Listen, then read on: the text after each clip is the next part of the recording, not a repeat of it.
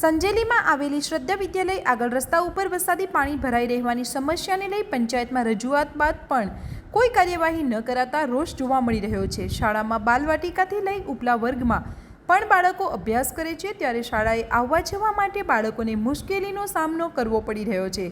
સાથે જ પાણીના ભરાવાના કારણે રોગચાળો ફાટી નીકળવાની પણ શક્યતાઓ રહેલી છે। મચ્છરોના ઉપદ્રવને કારણે નાના બાળકો બીમાર પડી શકે છે, ત્યારે આ મામલે પંચાયતમાં અનેક વખત રજૂઆત કરવા છતાં કોઈ નિકાલ નથી આવી રહ્યો। શાળા આગળ ભરાઈ જતા પાણીનો તાત્કાલિક નિકાલ કરવામાં આવે તેવી ઉગ્ર માંગ ઉઠવા પામી છે। અમારી સ્કૂલ શ્રી શ્રદ્ધા વિદ્યાલય સંજેલીની આગળ ચોમાસાની શરૂઆતથી જ અહીંયા આજે રોડની વચ્ચે પાણી ભરાઈ રહેલ છે, તેથી બાળકોને આવવા અને જવા માટે બહુ જ તકલીફ પડે છે।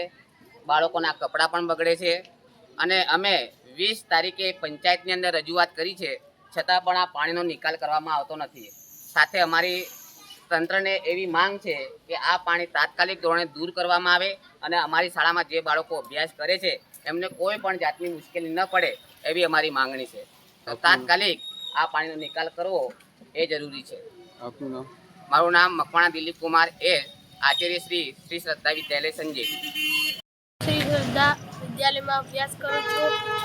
અમે સ્કૂલથી આવીએ ત્યારે અમારા સ્કૂલ આગળ પાણી ભરાઈ ગયું છે। અમે પંચાયતમાં જાણ કરી પણ પંચાયતે કંઈ નહીં કર્યું। શું નામ? આયુષ। हमारी स्कूल आगर पानी भराई रही है, आनो तात्कालिक निकाल करो श्री श्रद्धा विद्यालय। તમને શું તકલીફ પડે છે? मारा नवा कपड़ा खराब थाय छे। કઈ સ્કૂલમાં ભણે? श्री श्रद्धा विद्यालय। શું નામ? जय